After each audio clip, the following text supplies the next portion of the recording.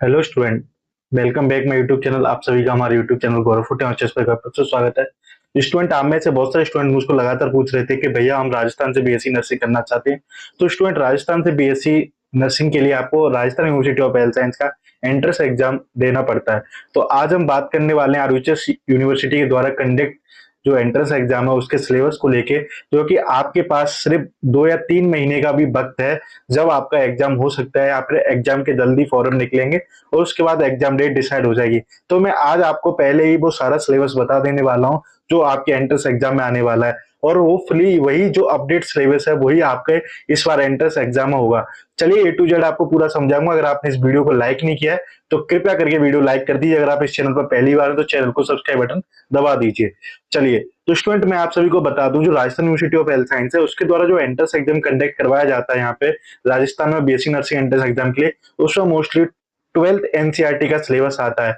वो मैं आपको दिखाऊंगा कि ये सारी चीजें मैं किस आधार पर बोल रहा हूँ, है ना। तो अभी आपको 12th एनसीईआरटी सिलेबस पढ़ना है। अब यहाँ पे सबसे बड़ा सवाल था कि भैया हम न्यू एनसीईआरटी पढ़ें या ओल्ड एनसीईआरटी पढ़ें।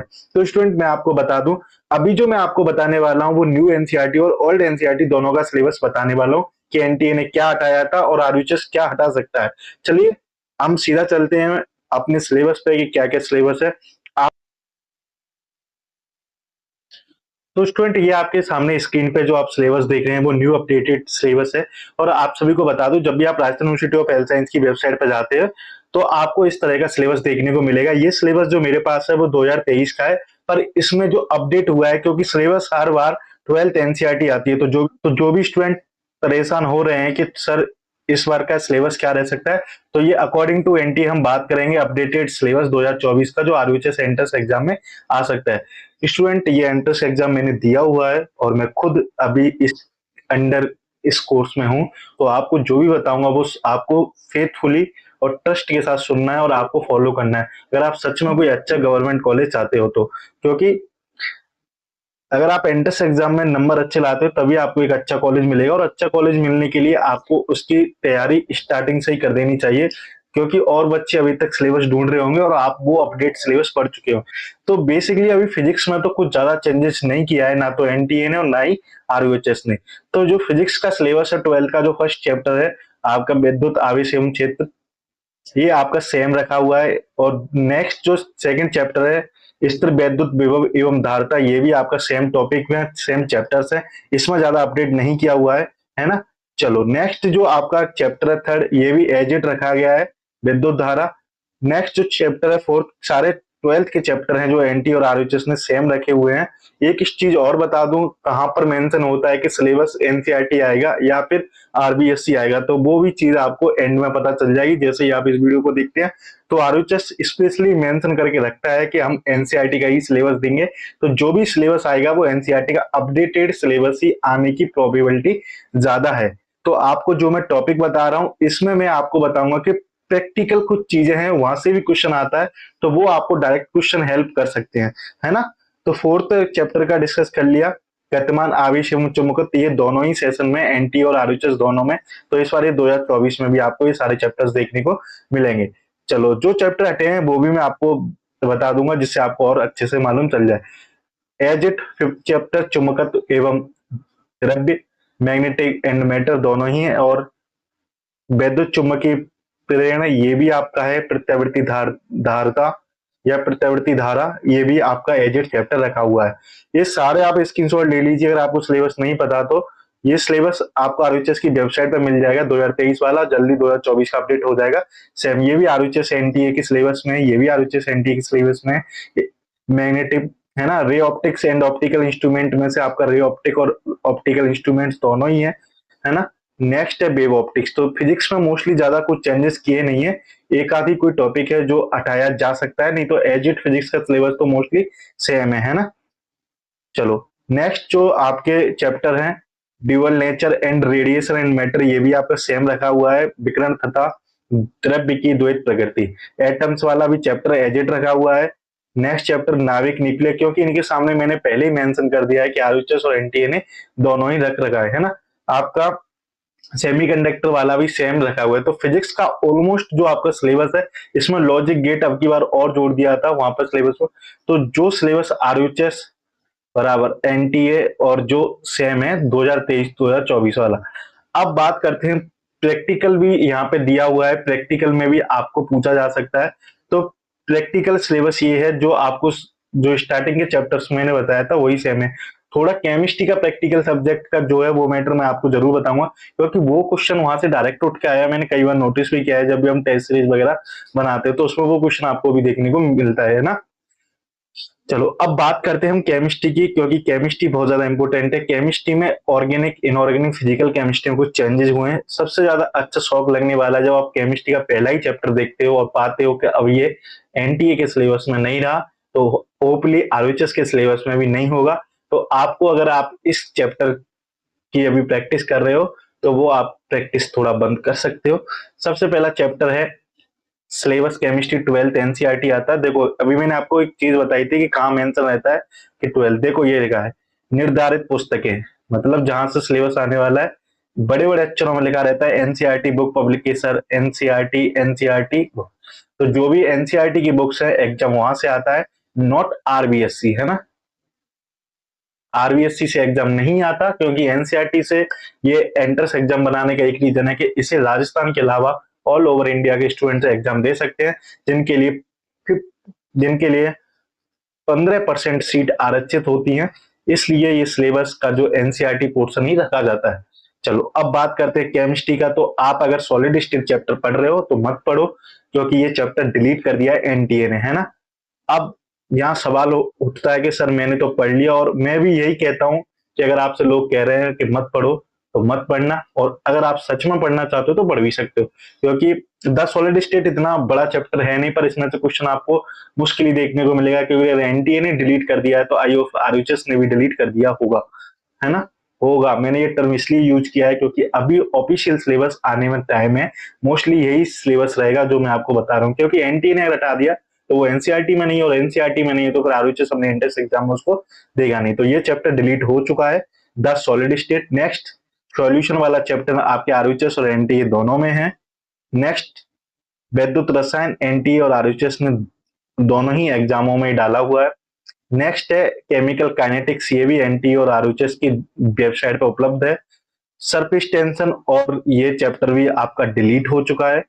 तत्वों की निष्करण के सिद्धांत एवं प्रक्रम, ये चैप्टर भी आपका डिलीट हो चुका है। तो दोनों चैप्टर ही आपके डिलीटेड हैं।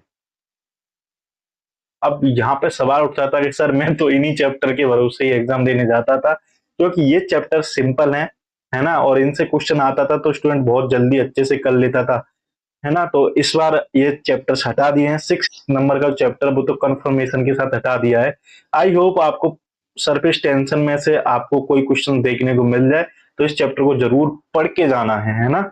अगर एनटीए ने हटा दिया तो ऐसा नहीं है कि हट गया, क्योंकि इसमें से क्वेश्चन अच्छे बन सकते हैं, है ना। तो ये क्वेश्चन भी आप पढ़ के जा सकते हैं 5th नंबर का सरफेस केमिस्ट्री। चलो तो 3 चैप्टर तो यहाँ से हट गए। सिलेबस कम हुआ है तो पेपर भी थोड़ा टफ हुआ, क्योंकि जो सिंपल चैप्टर्स थे वो तो एनटीए ने हटा ही दिए। पी ब्लॉक एजिट रखा हुआ है आरयूएचएस ने, है ना। पूरा पी ब्लॉक है दोनों चैप्टर्स। आरयूएचएस ने डी एंड ए ब्लॉक भी एनटी आरयूएचएस दोनों ने रखा है। कोऑर्डिनेशन कंपाउंड आरयूएचएस एनटी दोनों ने रखा है। नेक्स्ट ये ऑर्गेनिक केमिस्ट्री है। Hello alkene, hello arene, RUHS NT दोनों ने रखा है। एल्कोहल, फिनोल, ईथर तीनों ही आरयूएचएस और एनटीए ने रखे हैं, है ना। एल्डिहाइड, कीटोन एवं कार्बोक्सिलिक एसिड, ये भी आरयूएचएस और एनटीए ने दोनों रखा है अपने सिलेबस में। तो ये यहाँ से जो चैप्टर हटे हुए हैं वो 3 चैप्टर हटे हुए हैं, है ना। बाकी सारे चैप्टर एजेट हैं। एमीन ये भी एनटीए ने, ये भी एनटीए ने, आरयूएचएस एनटीए। और आपका सरप्राइजिंग तो ये होने वाला है कि आपका जो पॉलीमर चैप्टर है और केमिस्ट्री इन एवरीडे लाइफ, है ना। नेक्स्ट चैप्टर आपका 15 कंप्लीट डिलीटेड, ये भी चैप्टर हटा दिया, और आपका 15-16 नंबर के दोनों चैप्टर ही यहाँ पे आरयूएचएस यूनिवर्सिटी ने दोनों ही चैप्टर हटा दिए हैं, है ना। एक बार और आपको अपडेट कर देता हूँ क्या क्या चैप्टर हटे हैं। आई होप ये आपको आरयूएचएस एंट्रेंस एग्जाम में भी देखने को नहीं मिलेंगे, क्योंकि एनटी ने हटा दिया तो आरयूएचएस यूनिवर्सिटी ने हटा दिया। दोनों चैप्टर 16 एंड 15 नंबर केमिस्ट्री से हटे हुए हैं, है ना। एक बार आप यहाँ पे सारे चैप्टर्स आप अच्छे से देख लीजिए कि आपको कौन से पढ़ने, है ना। पूरा ये दोनों चैप्टर हट चुके हैं, साथ में आपके ये भी चैप्टर दोनों हट चुके हैं, 5th and 6th surface tension और तत्वों की निष्कर्ष के सिद्धांत एवं प्रक्रम, ये दोनों चैप्टर भी आपके हट चुके हैं। तो जो भी स्टूडेंट सोच रहे हैं तो अगर आप सरफेस केमिस्ट्री पढ़ना चाहते तो पढ़ सकते हो, नहीं दोनों ही हटा दिए गए हैं, है ना। साथ ही सेकंड, थर्ड, फोर्थ बचे हुए हैं, यहाँ पे फर्स्ट चैप्टर भी यहाँ से डिलीट कर दिया हुआ है। और अभी मैंने आपको बताया था फिजिक्स में, तो फिजिक्स में चैप्टर्स तो एज इट है, बट उसमें से कुछ टॉपिक छोटे मोटे हटाए गए हैं। तो वो टॉपिक्स आप पढ़ते हो तो ठीक, नहीं पढ़ते हो फिर भी कोई ज्यादा फर्क पड़ने वाला है नहीं, है ना। तो ये जो अपडेटेड सिलेबस है आपका फिजिक्स, केमिस्ट्री एंड बायोलॉजी का, तीनों का मैंने आपको बता दिया है। यही सिलेबस आपको फॉलो करना है जब भी आप तैयारी कर रहे हैं, क्योंकि अगर आप तैयारी करना चाहते हैं तो न्यू सिलेबस अपडेट पढ़ोगे तो आपके लिए बेनिफिट्स होगा। चलिए अब बात करते हैं कि आपको लास्ट के 2-3 महीनों में किस तरीके से पढ़ाई करनी चाहिए, मैंने किस तरीके से की। तो बेसिकली आपको कुछ पॉइंट्स है जो यहाँ पे समझना चाहिए। आरयूएचएस का जो एंट्रेंस एग्जाम होता है, इसमें स्टूडेंट मोस्टली जो क्वेश्चंस आते हैं वो थ्योरी बेस्ड क्वेश्चन आते हैं, इतनी खतरनाक क्वेश्चंस नहीं आते, है ना। तो थ्योरी आपकी अच्छे से करनी चाहिए, बेसिक चीजें पूछी जाती हैं, कोई हाई फाई चीजें नहीं पूछी जाती। नीट का लगभग लगभग 60% पोर्शन ही होता है ये, नीट और इसमें बहुत ज्यादा डिफरेंस है। एम्स का भी पेपर इससे टफ आता है, बट ये पेपर इजी एंड आपका सफिशिएंट आता है कि एक नॉर्मल बच्चा भी और एक इंटेलिजेंट स्टूडेंट्स भी दोनों ही इस एग्जाम को दे सकें। और मुझे पता है कि अगर आप कंटिन्यू इसके साथ थ्योरी भी पढ़ते हो और अच्छे से आपकी क्वेश्चन प्रैक्टिस कर रहे हैं, उसके लिए आप हमारी जो टेस्ट सीरीज है गौरव फुटियाचेस की, वो अपडेटेड टेस्ट सीरीज है, क्योंकि आप अभी तक जो टेस्ट सीरीज पढ़ रहे हो उसमें आपको ये वाले क्वेश्चन देखने को मिलेंगे। वो टेस्ट सीरीज आपके लिए इसलिए बेनिफिट है क्योंकि एक तो वो न्यू सिलेबस पर बेस्ड होने वाली है, साथ ही उसमें वो क्वेश्चंस देखने को मिलेंगे जो आपको एजिट एग्जाम में आपको उस टाइप के क्वेश्चन देखने को मिल सकते हैं। इसलिए बहुत सारे स्टूडेंटों ने उसके थ्रू अपना एक अच्छी टॉप गवर्नमेंट कॉलेज अचीव की है। आई होप आप भी अपने इस कामयाब हो और आप भी एक अच्छा कॉलेज ले सकें। आपको हर एक अपडेट मिलता रहेगा इस चैनल से। बाकी जो मैंने अपडेटेड सिलेबस होता है वही आप पढ़ना स्टार्ट कर दीजिए। अगर कुछ भी चेंजेस होता है तो ये 3-4 चैप्टर अपन बाद में भी पढ़ सकते हैं। फिलहाल हमारा मेन फोकस है कि अपडेटेड सिलेबस आपको पढ़ना है। स्टूडेंट ये चीजें मैं आपको क्यों बता रहा हूँ, क्योंकि हर साल कंपटीशन बढ़ रहा है। लास्ट ईयर 65,000 बच्चे थे, आई होप इस साल 1 लाख बच्चे तक पहुंच सकते हैं।